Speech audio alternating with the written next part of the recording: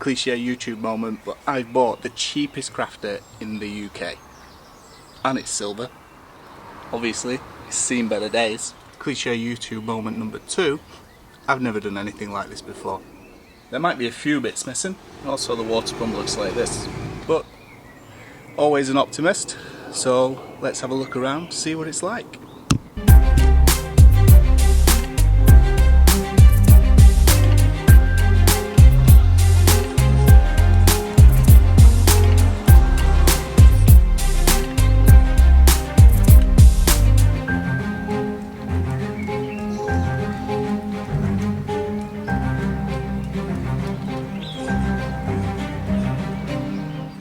Part of me is a bit like, what have we done?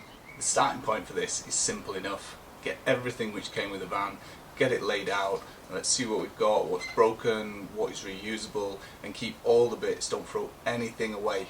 If anything comes up where there's a gap in one of the panels, etc., it could be a part missing, and it's really easy to get the part number off that and replace it that way than it is to start searching for obscure names about bracket this or valve this or whatever else. Front end damage to the van. On the original photos from the insurance, it actually showed the accident damage whilst it was still attached to the van. The salvage company has removed the front end, but luckily left it in the back of the van, and we can still see there the bumper kind of smack in the middle has taken a hit. All the headlights are with it, kind of half the grille, slam panel for the bonnet, various engine covers, belts.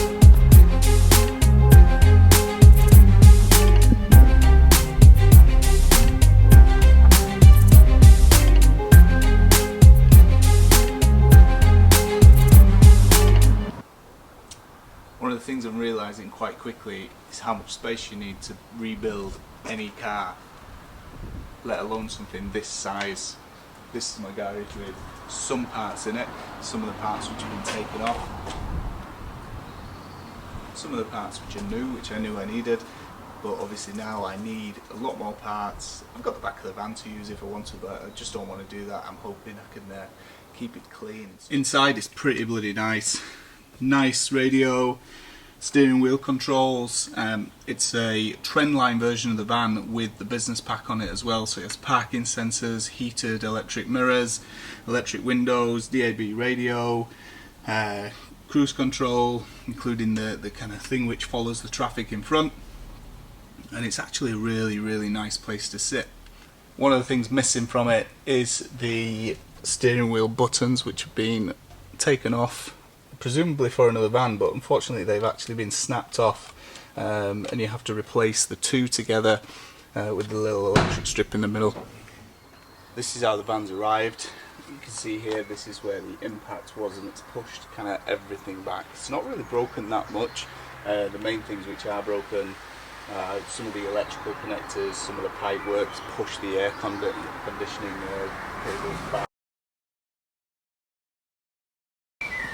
Alright, after a full check we'll see what's missing in the engine bay and what needs to be replaced. We've got the airbox, which is in the back. Actually it's in the garage at the minute.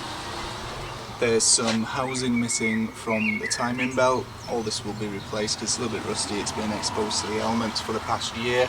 It was actually written off in June last year. See, all these pipes are for the cooling because the rad pack needs to be replaced. The oil dipstick tube is broken off its mount and it has a little slice in it. Down here the aircon pipes out of the compressor are bent, so we'll replace those because they've got a film in them. The air compressor itself seems to have a broken clip here.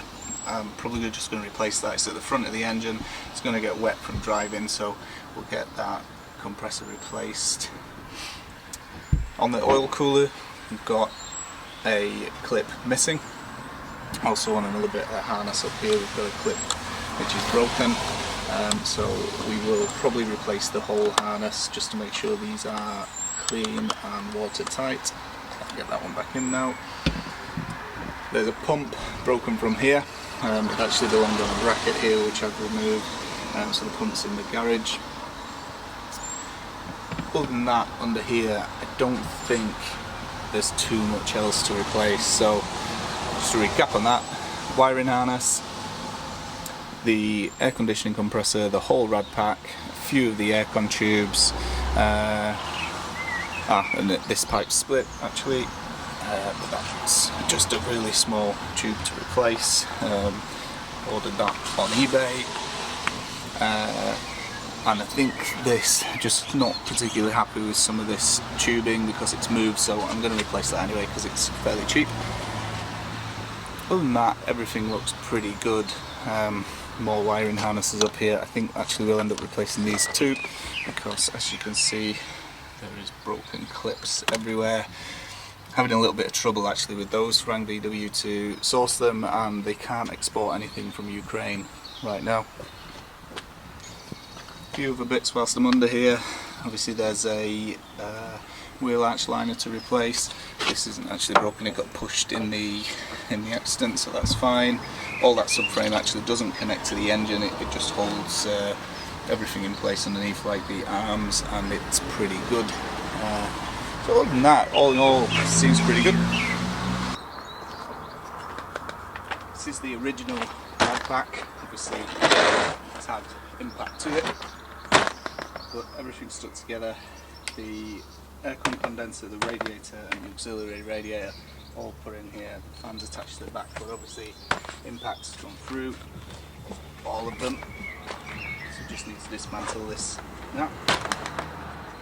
This chassis rail obviously is bent, but we think it's only on the bit where the bumper bar mounts to this. So hopefully we'll apply some heat to this, bend it back, we'll measure it across just to make sure it's straight. If not, we can actually take this part out and weld a new one in the front of it, because the rail itself is actually straight, there's no kinks or anything in that. Again, we can check though, we've got all the dimensions from the VW service manuals. So checked all that over, got all those parts we need, and now we're just going to offer up the bumper support bracket just to see if it's straight. Moment of truth whether we'd bought a decent one or not. Let's have a look.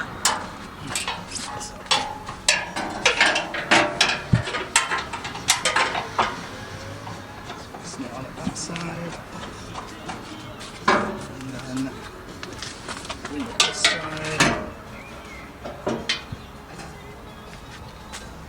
Oh shit! That's about an inch and a half out. More.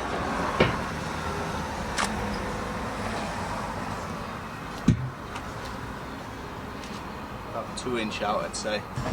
It's just down here at this chassis rail. To look at it, it does look straight when you look down it.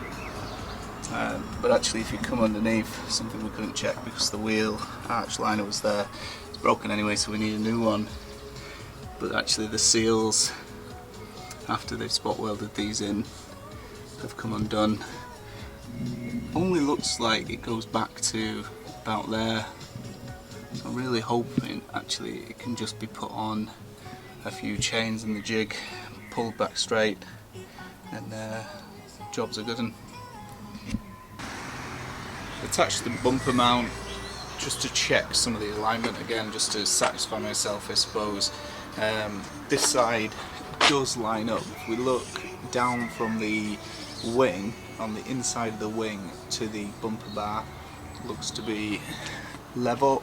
If we come to this side, it's kind of the same. That wing is a little bit bent in, but it's sort of in the same place. It gives me a little bit of reassurance that this side's straight, where it all kind of lines up with the bumper bar, and it's just this side which needs a little bit of alignment.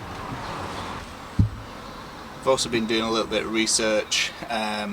It's only maybe an inch and a bit, an inch and a half at most out, so that should pull back in line. Peace of mind as well, just hooked up the bumper. This is the new bumper. I didn't get a second hand one because I want to paint it, but I'll just show you where it matches up to the wings and stuff, so I'm pretty satisfied. So this is the driver's side, the off side. You can see this is where the bumper bracket meets it. Obviously I've just bent these back in place just to see how it actually fit against the wing. You can see here it's coming in, even though the wing's a bit bent back. I come down here, similar situation. Obviously it's a little bit more left than the wing, and that's because obviously there's a trim piece here which is missing, which is usually painted the body colour, and obviously the leg is pushing it a little bit, but all in all, if we look at the bottom bit, it actually lines up with the wing, so I'm pretty happy that this is the only leg which needs pulling back. That's satisfying.